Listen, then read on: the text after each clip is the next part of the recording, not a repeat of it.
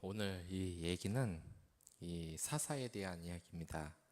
사회적으로 문제가 많이 되는 것 중 하나가 바로 남자와 여자가 어떻게 살아가야 하느냐의 문제입니다. 예전부터 전쟁을 하고 농업을 하는 이 사회라 남성 중심의 사회로 세계의 역사는 늘 돌아가 왔습니다. 그렇기 때문에 최근 이 남녀가 평등하다는 가치 아래 남자와 여자가 이렇게 갈등이 많은 적은 없었던 것 같습니다. 왜 이러한 일이 일어났겠습니까? 남자와 여자는 다릅니다. 그렇기 때문에 서로에 대해서 바르게 이해하는 것이 필요합니다. TV를 틀어봐도 남녀 토론을 하면서 서로에 대해서 분개하는 장면을 우리는 많이 봅니다. 원래 하나님은 남녀가 하나 되어서 홀로 있는 것이 아니라 하나님의 원리대로 잘 사는 것을 목적으로 만들었습니다. 우리가 기억해야 될 것이 바로 그것입니다. 남녀가 분개해서 갈라치기해서 서로 싸우는 것은 하나님의 뜻을 온전하게 이해하지 못하는 것입니다. 하지만 우리 사이에서는 아직까지 그러한 이해가 먼 것 같습니다. 몇 년 전 여자 목사님이 저에게 말씀하신 적이 있습니다. 사실 제가 속한 교단이 남자에게만 목사 안수를 주고 여자에게는 목사 안수를 주지 않는 것이 부당하지 않냐고 이야기를 하는 겁니다. 저도 교단에 속해 있고 여러 가지 입장이 있지 않습니까? 그러면 제가 무슨 대답을 하겠습니까? 물론 저는 제 교단을 자랑스럽게 생각합니다. 하지만 여자 목사 안수는 제 개인적인 의견으로는 물론 교단의 의견을 존중하지만 여자의 목사 안수가 맞다고 생각을 합니다. 하지만 이 성경을 보면 여자에 대한 입장이 이렇게 헷갈릴 때가 없습니다. 어떤 이들은 기독교가 여자를 무시하는 종교라고 이야기를 합니다. 그러나 이 결론적으로 말해서 절대 그렇지 않다는 것을 확실하게 말씀드립니다. 물론 이 기독교에 대해서 이 성경을 읽어보면 그러한 오해는 충분히 하실 수가 있을 것입니다. 하지만 이 사회를 한번 보십시오. 남녀 평등이 가장 이루어져 있는 나라가 어느 나라인지 전부 다 기독교 국가입니다. 다른 종교를 가진 나라들의 그 여자들의 입장은 그 기독교의 국가에 비해서 정말 비교를 할 수 없을 정도로 여성의 인권이 무너져 있습니다. 오늘의 본문은 여자사사 드보라의 이야기가 나옵니다. 특이한 것은 우리가 평소 알던 여성의 역할을 드보라가 지금 하지 않고 있다는 겁니다. 보통 대부분 성경에서는 남자가 주도적인 역할을 하고 있고 여자는 보조적인 역할을 하는 것이 대부분이었습니다. 그러나 여자 사사 드보라는 오히려 이 전쟁에서 앞장을 서는 입장에 있습니다. 이것을 보고 어떤 성경학자는 바락을 비난하기도 합니다. 전쟁은 남자의 일인데 전쟁에서 여자 드보라가 가지 않으면 안 된다고 한 이 바락은 참 한심한 놈이다. 자기가 전쟁을 해야지 왜 여자를 데리고 가냐. 오죽 이 시대에 남자가 못 났으면 여자한테 전쟁을 맡기냐. 그러나 저는 이 성경에서 바락이 잘못된 행동을 한다고 생각을 하지 않습니다. 드보라가 남자냐 여자라를 떠나서 하나님의 사사인 것만으로 그는 전쟁에 나설 자격이 있기 때문입니다. 오히려 여자를 아끼는 척하면서 무슨 일을 하면 안 된다고 하는 것은 여자에 대한 편견을 만드는 일입니다. 그렇기 때문에 오늘 사회에 사는 사람들은 남녀가 능력이 있다면 모두 평등하게 어떤 분야에서도 차별 없이 쓰여야 하는 것입니다. 남자라는 이유로 여자라는 이유로 불평등하게 고용이 되거나 하면 안 된다는 겁니다. 바울은 여자들에게 교회에서 떠들지 말고 잠잠하라고 이야기한 적이 있습니다. 이 문장을 보면 분명 여자에게 문제가 있구나, 여자에게 직책을 주면 안 되겠구나라는 생각을 하실 수 있습니다. 한데 이게 정말 바울이 여자를 차별했기 때문일까요? 결코 그렇지 않습니다. 이건 오히려 그때 상황에서 너무나 정당한 말이었습니다. 그때 당시 교회에서는 여자 성도가 계속해서 늘어나고 있는 상황이었습니다. 이렇게 교회에서 여자들이 많아지니까 여자들끼리 뭉쳐서 목소리를 강하게 내는 경우가 많았습니다. 그러나 이미 하나님이 택하신 사도가 있고 직분자들이 다 있는 상황이었습니다. 하지만 이 몇몇 여자들이 이러한 질서를 무시하고 하나님의 직분자들의 말들을 모조리 무시하고 목소리를 강하게 내기 시작한 겁니다. 이렇게 하나님의 세운 권위자의 말은 듣지 않고 평신도가 뭉쳐서 대놓고 교회 질서를 무너뜨리고 목소리를 내면 이 교회의 질서가 어떻게 되겠습니까? 그렇기 때문에 바울은 여자들에게 말을 많이 하지 말고 잠잠하라고 이야기를 하는 것입니다. 여자여서 그런 것이 아니라 여자인 이 평신도들이 직분자의 말, 특히 사도인 바울의 말도 제대로 듣지 못할 정도로 이렇게 경고를 들었다는 것은 그 당시 이 교회의 질서가 얼마나 무너졌는지, 고린도 교회에서 무너졌는지를 보여주는 것입니다. 사실 오늘의 본문도 그렇습니다. 이 하나님은 남자든 여자든 차별이 없으신 분입니다. 본문에서 이스라엘 백성들은 하나님이 보낸 사사를 통해서 구원을 받지만 또 죄를 짓고 맙니다. 이들은 철병거를 900대를 가진 이 가나안 왕입니다. 이스라엘 백성 입장에서 얼마나 무섭겠습니까? 이 철병거 900대라. 전에도 말씀드렸다시피 이 철병거는 그 당시 발단된 무기였습니다. 한마디로 우리는 소총밖에 없어서 소총 들고 뛰어다니고 있는데 상대방이 탱크를 몰고 나온 겁니다. 여러분들 그거 아시죠? 6.25 때 우리나라가 소총밖에 가지고 있지 못했을 때 이 북한군이 단 한 번도 보지 못한 이 탱크를 끌고 내려와서 우리나라 군이 얼마나 속절없이 무너졌습니까? 이와 같은 상황인 겁니다. 그는 바락을 불러서 납달리 지파와 스불론 지파에서 10,000명을 이끌고 다볼산으로 가면 야빈의 지휘관 시스라와 철병거와 많은 이 군대를 너에게 넘겨주겠다라고 이렇게 드보라는 바락에게 이야기를 합니다. 이 바락은 정말 위대한 공을 세울 그러한 기회를 잡은 것입니다. 그러나 바락은 여선시자 드보라의 말을 무시하지 않고 하나님의 말씀이라 생각하고 그에 따르기로 합니다. 더군다나 시스라를 잡는 것이 자신이 아는 다른 사람이라는 것을 알면서도 바락은 이에 순종을 합니다. 여기에서 우리가 알 수 있는 것은 교회가 한 사람으로 세워지는 것이 아니라 협력해서 얻어지는 것이라는 교훈입니다. 교회에서 여자라서 일을 못 맡긴다, 남자라서 일을 못 맡긴다, 혹은 어느 지역 사람에서 일을 못 맡긴다, 학력이 저거밖에 되지 않아서 일을 못 맡긴다라고 하는 것은 굉장히 잘못된 생각입니다. 교회뿐만 아니라 이 세상의 공동체에도 똑같이 적용되는 원리인 것입니다. 요즘 정말 잘못된 남자와 여자의 토론의 자세가 뭔지 아십니까? 남자는 여자에게, 여자는 남자에게 서로 협력할 평등한 대상이라는 것을 전혀 모르고 말을 하는 겁니다.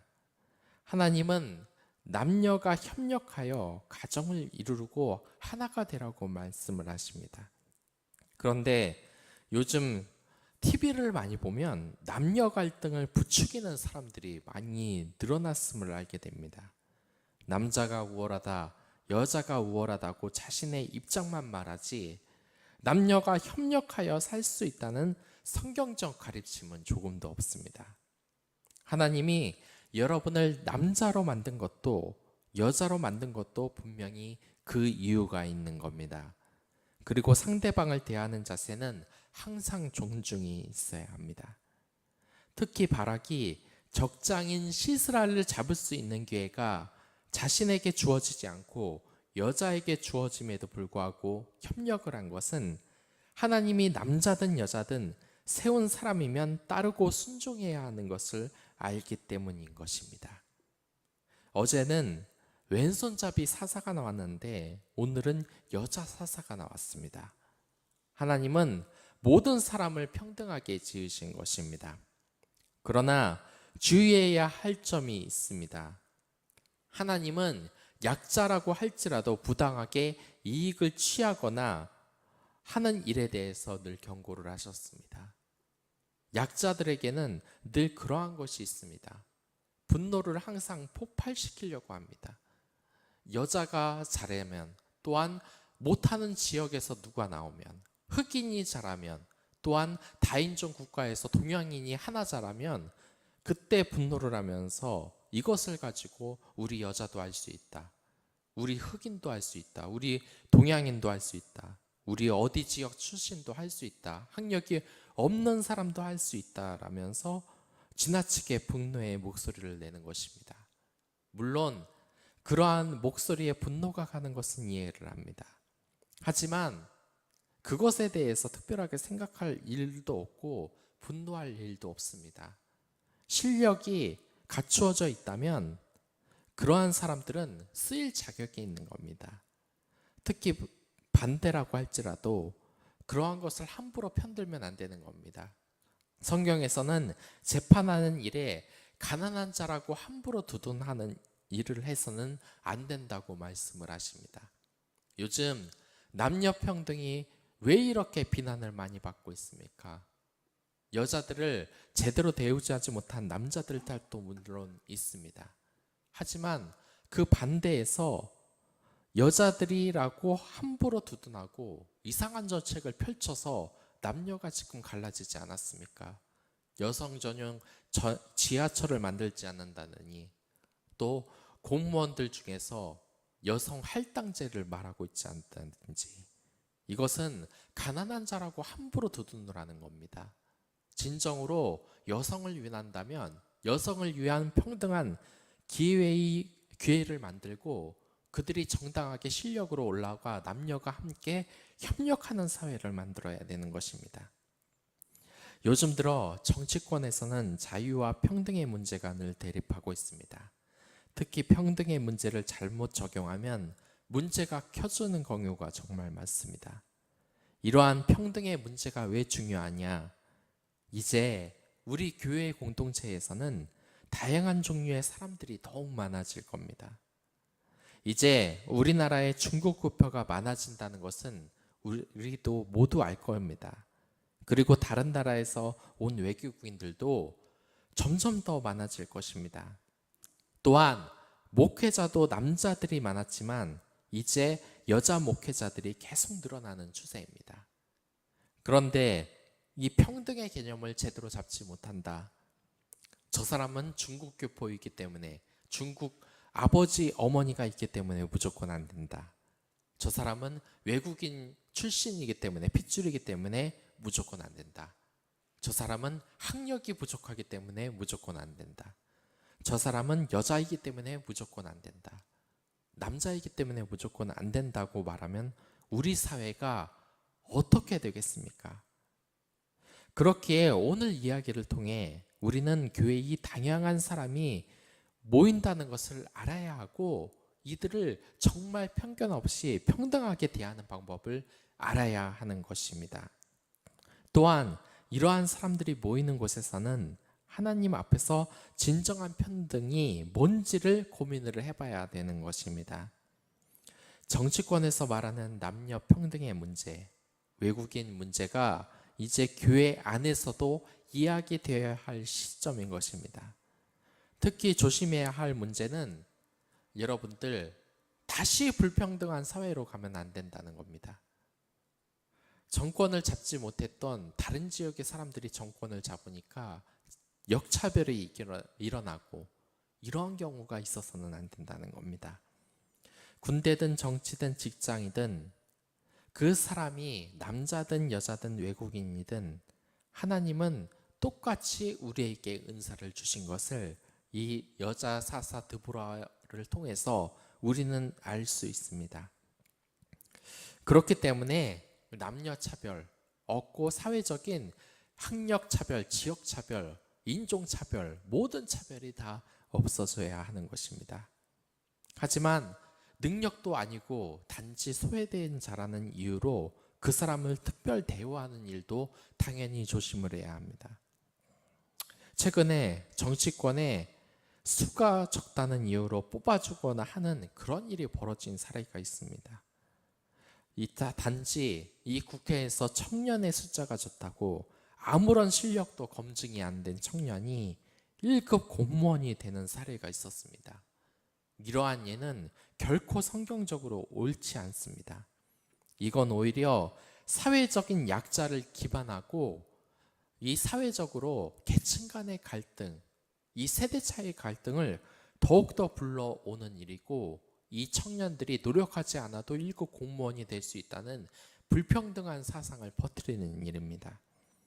앞으로 이 평등 문제와 자유 문제가 하나님의 원리대로 잘 진행되어야 되는 것을 오늘 본문이 이야기를 하는 겁니다. 서로 협력하는 사회 공동체를 우리는 실현해야 되는 것입니다. 그러므로 더욱 나라를 위하여, 또한 이 공동체를 위하여 사회적 약자가 불평등을 겪지 않게 늘 주변을 돌아보시기 바라겠습니다.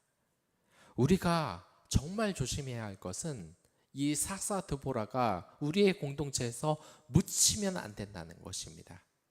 그리고 바락과 같이 그러한 것을 편견 없이 바라볼 사람들이 우리 주위에 있어야 한다는 것입니다.